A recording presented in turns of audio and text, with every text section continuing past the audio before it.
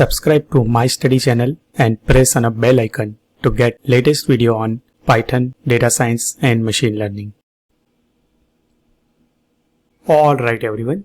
So in the last few videos we have learned about one very important data types available in Python, a list data type. Now its equivalent cousin brother, I would say, the another data type we are going to learn in this video, it's a tuples. So tuple is like a same as list only. There is a one only difference is that it's immutable. So once the tuple created, you just cannot modify it, you just cannot update it. So let me just give headlines like tuples.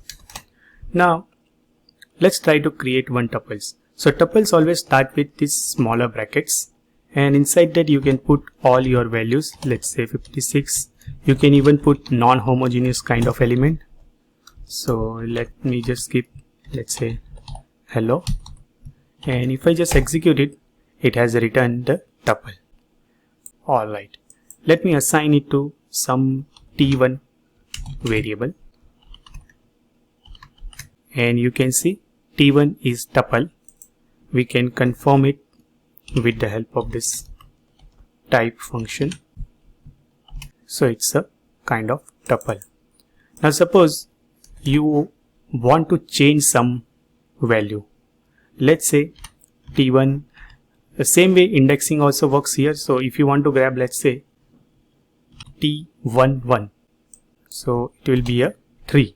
Suppose if you just try to update it to, let's say, with 100, immediately we got the error that it's a type error. So tuple object doesn't support item assignment.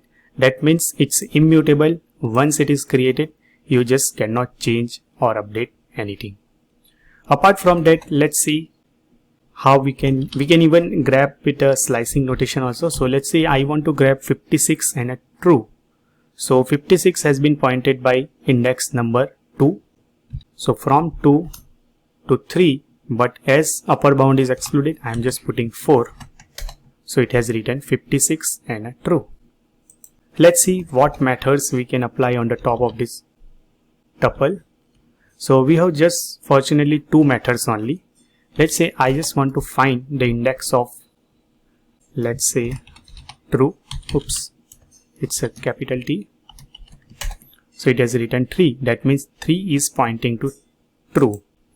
Same way other methods are like a count. Although count we have seen earlier also in a list data type.